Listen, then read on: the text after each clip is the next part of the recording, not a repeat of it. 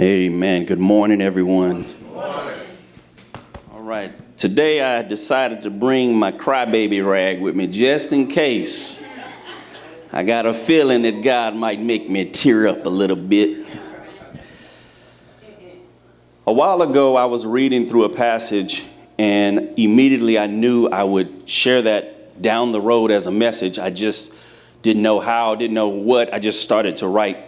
Well, actually, I don't write it down. I put it in my phone now, my memos, my text pad.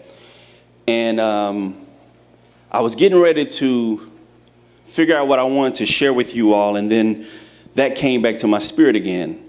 You need to utilize that. And I'm like, okay, Lord, I'll utilize that because I know it was blessing to me when I first saw it, but I still didn't know what to title it. So I kept going, Lord, I don't know what to call this message. I still don't even know if this is the best title, but I guarantee you, I promise you that if you listen to what God gave me, and if it does anything close in your heart that it did in my heart, you're going to be better than you came. I promise you that. But I titled today's message, Persevering in Spite of Life's Problems. Okay? In spite of. Now, we may not have the same problems, but I promise you, everyone in here has some kind of problem. In fact, just look to your neighbor real quick. If they're breathing, check to see if they're breathing. If they're breathing, I promise you they're going through something right now. And in fact, some of them are having problems breathing. I have a lot of scripture that I plan to read with you today. And I don't have a lot of time, so I need you to zero in right now, like totally zero in and stay with me. I prayed over you guys. I prayed and I asked God to help us all overcome any distraction that might come our way. Because I don't want you to miss any part of this. You may catch stuff that I didn't even mean to say. So I want you to really hear it. And it's my prayer that what God has given me to share with you today will help you deal with all the issues that come your way. No matter how big they are, no matter how small they are, it's my prayer that we will learn to persevere in spite of whatever life throws at us. Okay? Are y'all ready? All right, so get ready to write some stuff down. Daniel chapter 3, and I'm going to read to you verse 1 through 12. And I'm reading the New Living Translation, but you should go back and read this yourself. Read the New Living, read the King James, read the New International Version. Fill your mind and your heart with as much word as you can. There's nothing wrong with exploring all these different translations, okay? I know I've met a lot of people that say, I'm a King James person. That's cool. I just like the way the NLT reads for you to be listening to me, okay? Now, if you want to go back and read it in the King James, great. Are you ready? Everybody sitting up tall? Y'all ready to roll? Here we go. Choop, choop. All right. This is, again, Daniel chapter 3, verse 1 through 12. King Nebuchadnezzar made a gold statue 90 feet tall and 9 feet wide and set it up on the plain of Dura in the province of Babylon. Now, you guys got to visualize this now. It's like a movie. You can see this.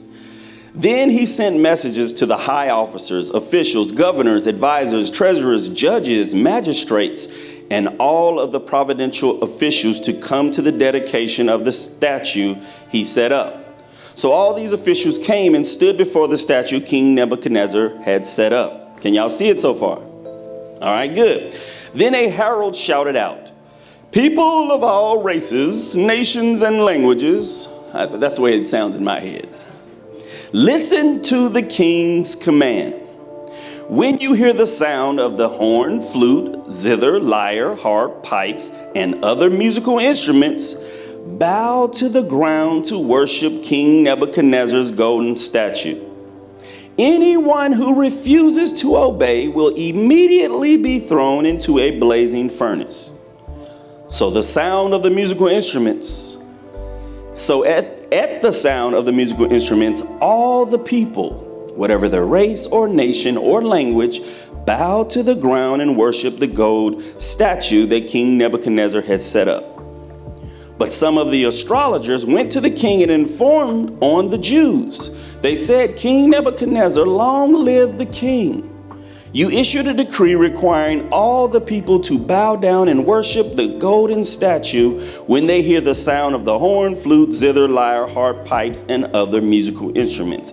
That decree also states that those who refuse to obey must be thrown into a blazing furnace. But there are some Jews, Shadrach, Meshach, and Abednego, whom you have put in charge of the province of Babylon. They pay no attention to you, your majesty. They refuse to serve your gods and do not worship the gold statue you have set up. Can y'all see it so far? The king Nebuchadnezzar says, he builds, if you got to go back to chapter 2, it's amazing. Chapter 2, he has a dream that troubles him. He can't figure out what this dream meant, so he called all of his wise men. He didn't tell them what the dream was. Because if I tell you what the dream is, you'll be able to figure. I want to know, are you wise enough to even know my dream without me telling you? This is what he told them. No, you tell me what my dream is and what it means. They're like, nobody can do that. You tell me what my dream is and what it means. If none of you can do it, I'm putting to death every wise man in Babylon. He was getting ready to kill all of them.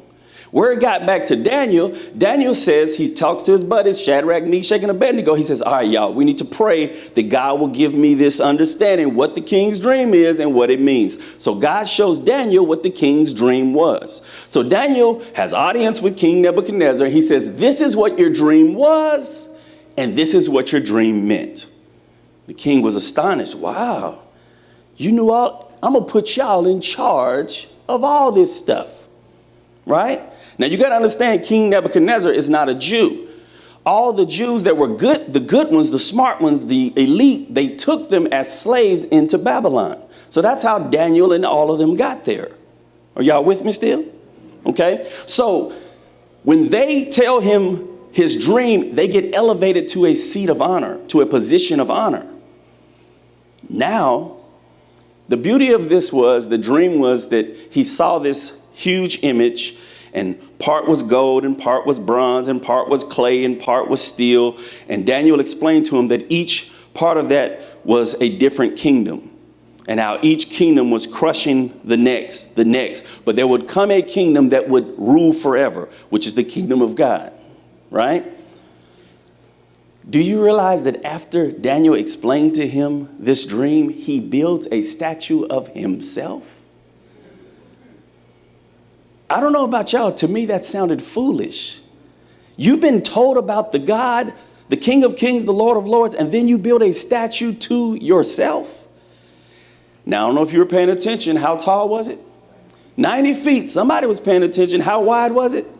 9 feet. How big is that? Can you visualize 90 by 9? It's huge. So at the sound of this music, everybody, no matter who you are to bow and worship this image. But Shadrach, Meshach, and Abednego, they did not bow. So these three men refused to bow. The first thing I want us to focus on when our problems arise is we will not bow. We will not bow. Everybody say it with me. Don't bow. Don't bow. Say it again. Don't bow. I will not bow. Most of the time we bow to avoid hardship or to avoid being ostracized. We don't want to be the odd man out.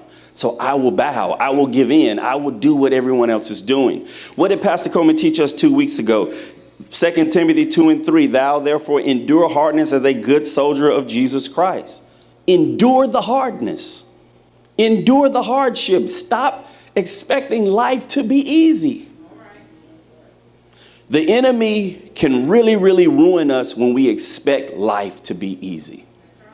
Now, don't go around inviting drama into your life, but expect that drama will come at some time. Now, I told you to look at your neighbor a second ago and to check if they are breathing. You might want to check them again, make sure. Make sure they're breathing. Because if they're breathing, they've either had a problem, are having a problem, or will have one soon. If you find yourself in a hard situation, the first thing you cannot do you don't bow. Life isn't always sweet and easy. I promise you, you will go through tough times, but when you do, you have to tell yourself, I will not bow. I won't give in. I won't give up. I won't go back. It's easy to go back. I told y'all years ago when I first started learning to play golf, I really liked the game, and my game is terrible. I'm not very good at it. So one day I took lessons, and it was expensive. I went to a nice golf course. I took lessons. It's like $100 for a lesson. And he changes my grip. He tells me, you're holding the club wrong. All right, change your grip, now swing. I couldn't hit the ball at all. Couldn't hit the ball at all with this new grip. So when he left, I went back to my old grip. Now I can hit the ball, but I can't hit it straight. I'm not consistent. I don't have growth because when things get hard, I bow. I go back to what's easy. That's the common thing that we all do. When something becomes difficult, we bow. But Shadrach, Meshach, and Abednego said, don't bow. I don't know what you're thinking. Why is it such a big deal that they're bowing to it? It's just a statue. Well, let me read you something real quick. This is Exodus chapter 20, verse 3 through 6. This is when God gives Moses the 10 commandments. It says, thou shalt have no other gods before me. Thou shalt not make unto thee any graven images or any likeness of anything that is in heaven above, or that is in the earth beneath, or that is in the water under the earth. Thou shalt not bow down thyself to them, nor serve them. For I, the Lord thy God, am a jealous God, visiting the iniquity of the fathers upon the children unto the third and fourth generations of them that hate me, and showing mercy unto thousands of them that love me and keep my commandments. God said, no matter what, don't you ever bow to anyone but me. Don't bow. That's one of the first commandments. Thou shalt not create anything on this earth that you call, that you honor, that you will bow and worship. So Nebuchadnezzar makes this statue. He says, everybody, when you hear the music, you must bow. It doesn't matter to God how many others choose to bow. You just don't do it. Because again, we live in a world where the world will tell you that bowing ain't that bad. Bowing ain't that bad. Matthew 7:13 says you can enter God's kingdom only through the narrow gate. The highway to hell is broad, and his gate is wide for the many who choose that way. The majority of the people are bowing. God doesn't care that you look at them and go, but they're bowing. They're bowing. How come? Well, look back at Daniel again. Verse 4, the herald spoke out. Remember, the herald spoke out. People of all races and nations and languages. This is what the king says. When you hear the music, bow to the ground. Anyone who refuses to obey will immediately be thrown into the blazing furnace. No doubt when that law got introduced, there were Jews everywhere that go, can't believe they're expecting us to bow. That's wrong. They know our heritage. They know our beliefs. How they going to tell us we got to bow? I ain't finna bow. I don't know about you, but I ain't finna bow. They can say what they want to say. I ain't finna bow. I mean, you come at me how he wants to. I'm just going to say, King, look, you know how we do it. I ain't finna bow. But then they heard the music. And they watched one bow. And then another. And then another. And then everybody. They watched.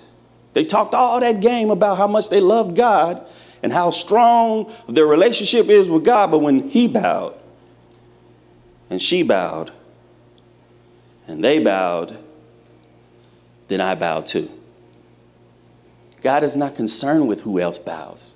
You just don't bow. You can't bow. The moment your knee touched down, 5 other people bowed because you gave in. You understand how important you are? The devil wants to distract or to deceive even the elect. If Brother Cody makes a mistake, you might say, I mean, hey, he's a man, he's human. Let Pastor Cody do the same thing Brother Cody did. Y'all will throw him under the bus and run him over twice. He's a pastor. He ought to know better. Is he not a man too?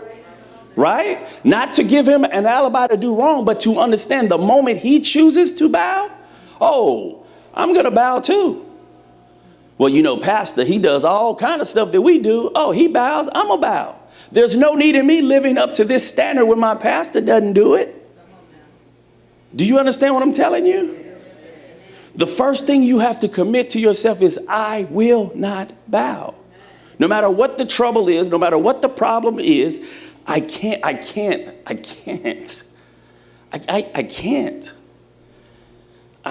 just can't. They look around. You look around, you may seem that everybody's doing it. Everybody's going along with it. You have to let these words echo in your head again. I can't bow.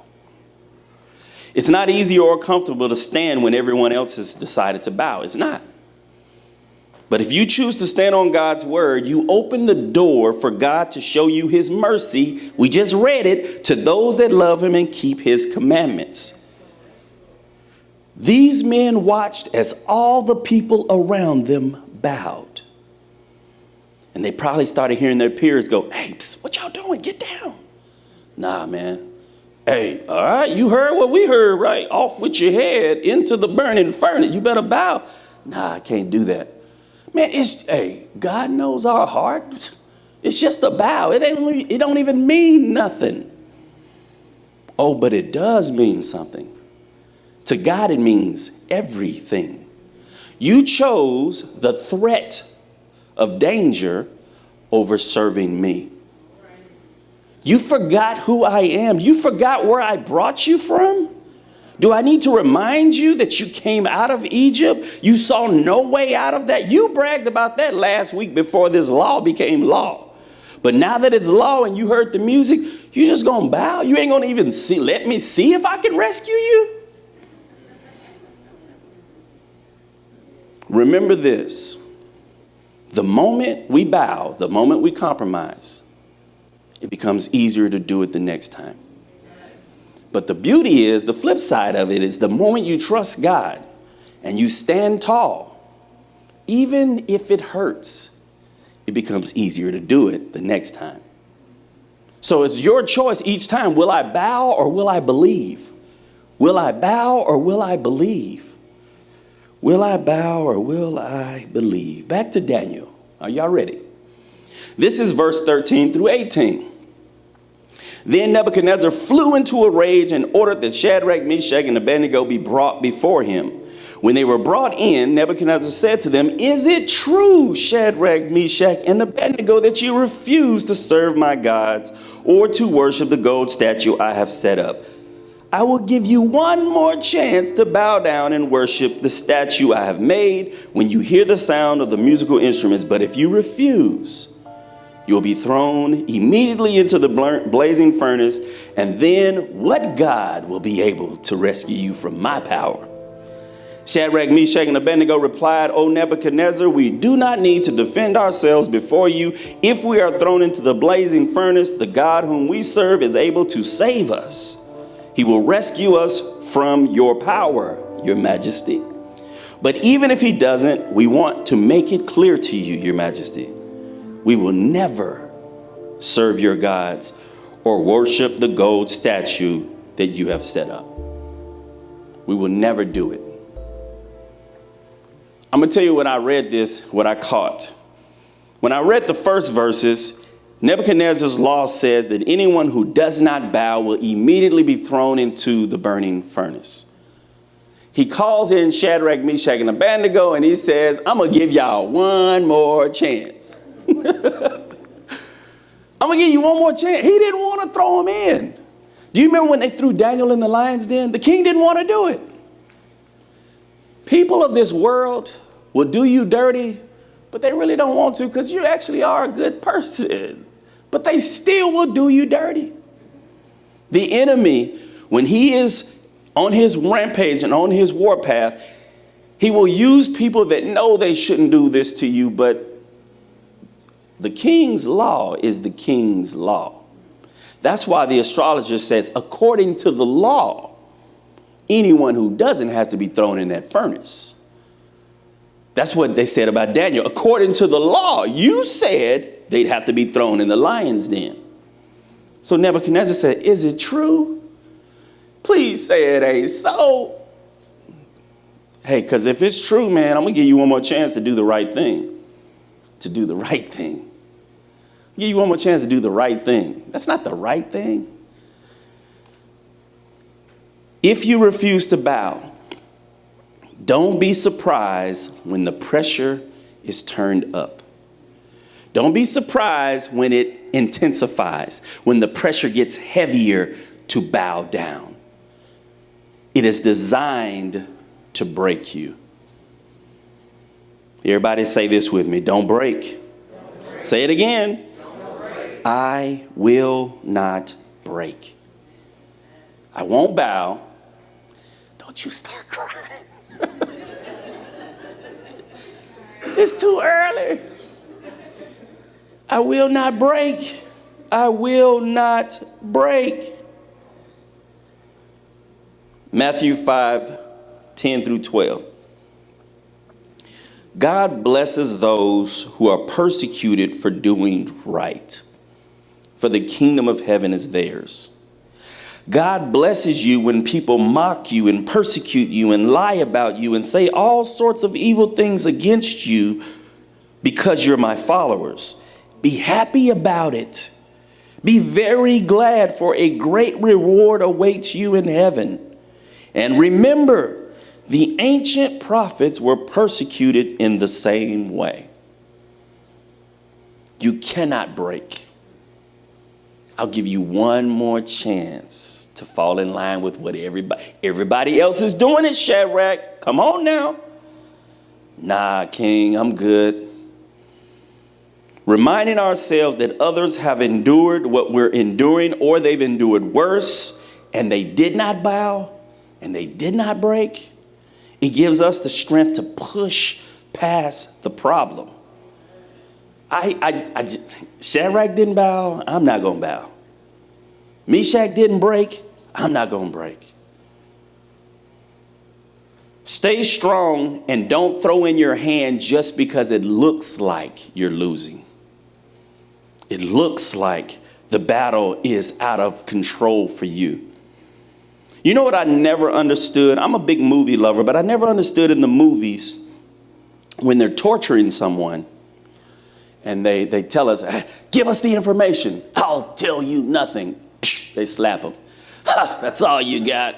They spit the blood on him. Y'all seen the movies. Tell us what you know. They punch him. That's all you got. I'll never say a word. Then they take them through like 5 other torture things. They waterboard them, shock them with electricity. They're almost dead. They got like 3 breaths left. And they go, okay, I'll tell you. Really? If you gonna break right away. Don't go through all that and then break. If you go through all of that, you've endured all of that, stay strong. The enemy has taken you through so much and you break right before your breakthrough. You just didn't know that you had one more moment of pain and then everything would have been over. Tell us what you know. I tell you nothing.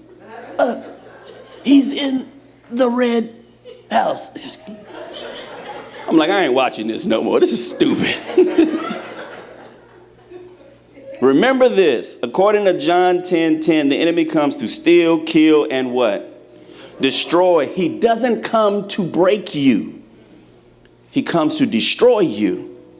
He doesn't rest until you're destroyed or get this, or until you show him that nothing he presents will cause you to bow or break. He will keep pushing you until you make it clear. I give in, I quit, you have your way with me, Satan. Or you say, hey, you can kill me. It ain't gonna make a difference. I will not bow. I will not break. In Matthew 4:1 through 11, you can read about the time that the devil tempted Jesus.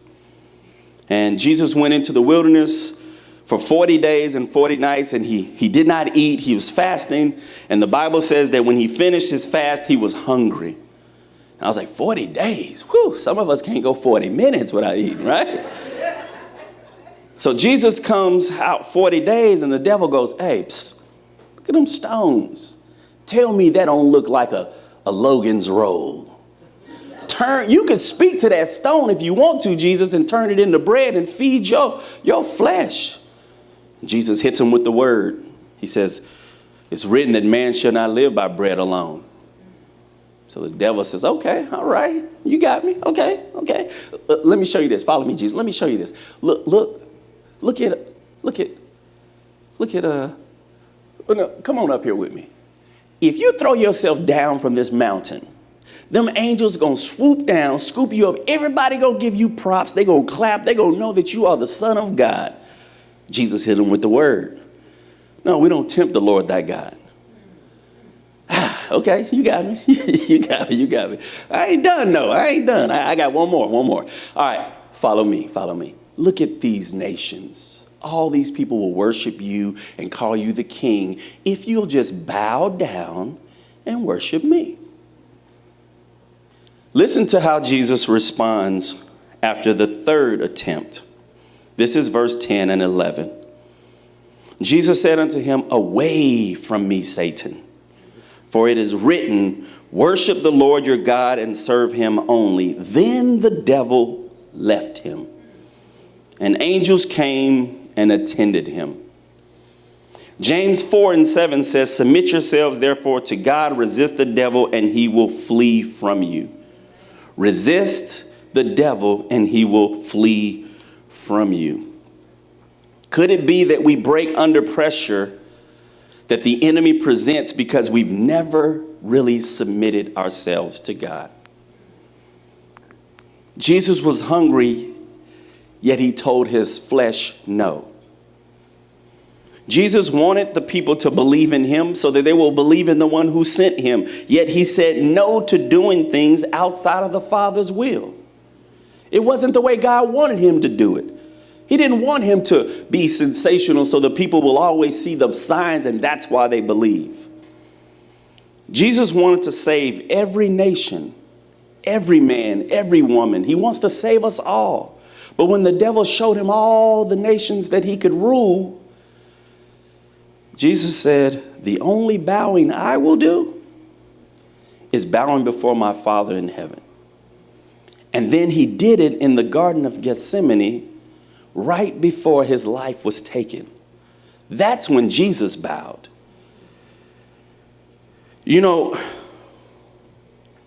he bowed down to pray for the strength to not break under the weight of what's coming next.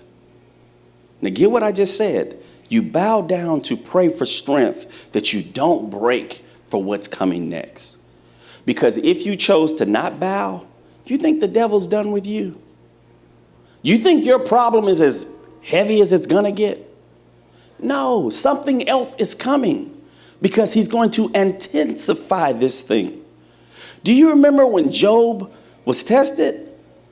The first runner came and said, man, they ran off with your stuff. The next one came, man, they took your sheep. They took your this. They took your that. The next one came. I got real bad news. All your kids are dead. This wind came out of nowhere, collapsed the house. Everybody's dead in there. Job rents his clothes. He falls on the ground. He's broken. But he didn't break. There's a difference between being broken and breaking. All of us in this room are broken, but it doesn't mean you have to break. Does that make sense at all? Jesus prays for the strength. He bows his head to the Heavenly Father and he prays for the strength to not break when the things get ready to get hard. He did not break when they hurled insults at him. He did not break when his disciples abandoned him. 1 left, 2 left, 3 left. All y'all gonna leave? He didn't break when they chose Barabbas instead of him. You chose the worst criminal ever over me. He did not break when the whips pierced his skin over and over.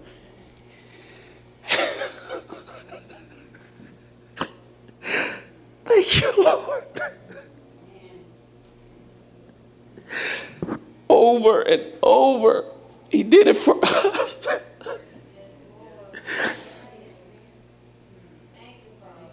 Oh, Lord, help me. I said I wasn't going to cry. I should have practiced that part a little bit longer. He did not break when the nails entered his hands and in his feet. He did not break when they pierced his side with the spear. What am I trying to convey to you? We will all eventually break every single time if we're trying to resist the enemy in our own strength. And that's what we've been doing. I've been trying to beat the devil off my head knowledge, not what God has placed within me. We must first submit ourselves to God, and when we do this, he will empower us to stand under the pressure of life and refuse to break just as Jesus refused to break. Here's the last part. Back to Daniel, verse 19 through 30. Nebuchadnezzar was so furious with Shadrach, Meshach, and Abednego that his face became distorted with rage. I thought about that. What does that look like? Like, I've been angry, but I don't think I've ever been so mad that my face distorted with rage. Can you envision how upset he is? You have challenged me. I am the king. I just told you, what God could save you from me? And they're like, our God. He commanded that the furnace be heated 7 times hotter than usual. Then he ordered some of the strongest men in his army to bind Shadrach, Meshach, and Abednego and throw them into the burning furnace. So they tied them up and threw them into the furnace, fully dressed in their pants, turbans, robes, and other garments. And because the king in his anger had demanded such hot fire in the furnace, the flames killed the soldiers as they threw the 3 men in. That's how hot it was. It was so hot that it killed the guys that were trying to kill the guys. So Shadrach, Meshach, and Abednego, securely tied, fell into the roaring flames. I was like, Lord, why is it so important that you put in here that they bound them, that they tied them up before throwing them in the furnace? What difference does it make? And all I could sense was that it was to show that you are completely helpless to stop what I'm about to do to you. You can't stop me from throwing you in this furnace. I don't know about you, but sometimes when we have problems in life, it feels like no matter what, we can't stop what's coming at us. We try, we pray, we're stuck in this thing. We can't figure it out.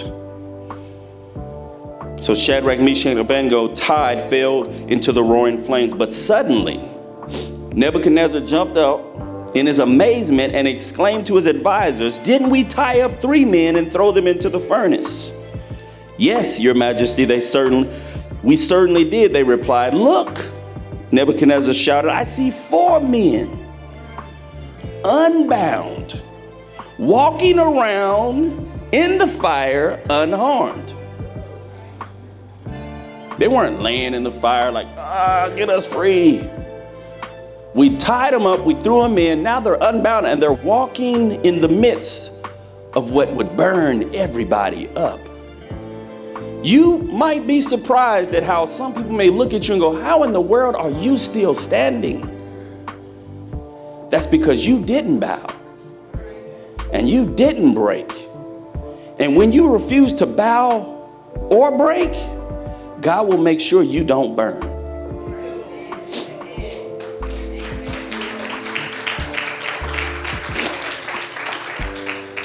Nebuchadnezzar came close as he could to the door. He couldn't even get too close because it was still too hot.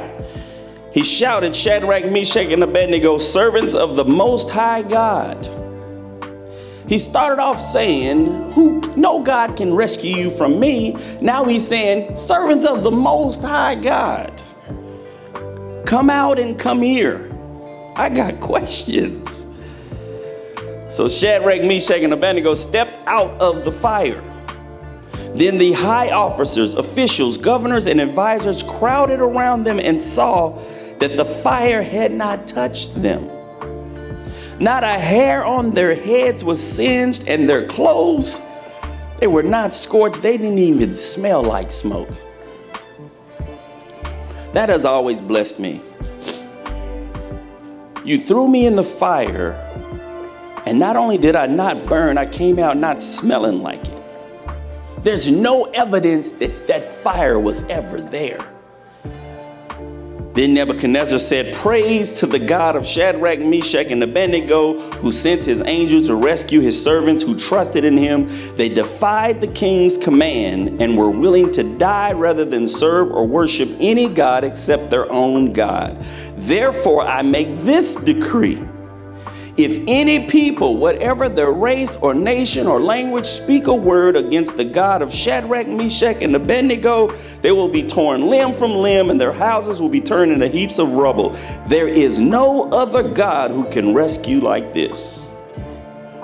Then the king promoted Shadrach, Meshach, and Abednego to even higher positions in the province of Babylon. So not only did they not burn, they got a bonus. This is the same God that we serve. If we don't bow and you don't break, you won't burn. You will not burn. Now, God never said that you won't endure some hot and intense moments in life. He just promises that he'll be with us when we go into the heat. He promises us that the problems won't consume you. Deuteronomy 31:8 says, "Do not be afraid or discouraged, for the Lord will personally go ahead of you. He will be with you. He will never fail you or abandon you." Galatians 6:9 says, "So let's not be tired of doing what is good. At just the right time, we will reap a harvest of blessing if we don't give up." If you don't break. Could it be, and I love when this came into my spirit, could it be that we've never seen a huge move of God because we've bowed at the first sign of trouble? And we didn't give God the chance to be God over our situation. Like as soon as it happened, we just bowed. Give him a chance to show you what he can do. That's why he says, stand still and see the salvation. The battle is not yours, it's the Lord. Watch what I'm about to do. You can't see what God's about to do if you're already doing something yourself. Wait on the Lord. Those are the words we hear all the time, but what does that mean? It means you stop moving and let him be God. So what was I trying to get all of us to see today? How can today's message help us persevere in spite of life's problems? I don't know what you're facing right now. Nobody called me and said, "Hey, Brother Cody, can you touch on this subject because I'm struggling with this." Maybe your problem is your husband or your wife. Maybe your problem is just family in general. Maybe your problem is your job, addiction. I don't know what your problem is. I don't know. I don't even need to know, except you want me to know just to pray for you. I'm with you, but I don't need to know your problem. You may even say, "Brother Cody, I got too many problems to count." But I do know this. If we don't bow when the problems present themselves, and if we don't break when things escalate and get turned up on us, we will not burn. Our problems, no matter how heavy or hot they are, they will not consume or destroy us. But if you must bow before the King of Kings and acknowledge him as Lord of your life. And if you must break away from all things that prevent you from living an upright and holy life. And if you must burn with a passion to see those that don't know the love of God like you do come to surrender their hearts as well. So as I always say, thank you for lending me your ear, and I pray that you will give God your hearts. God bless you guys.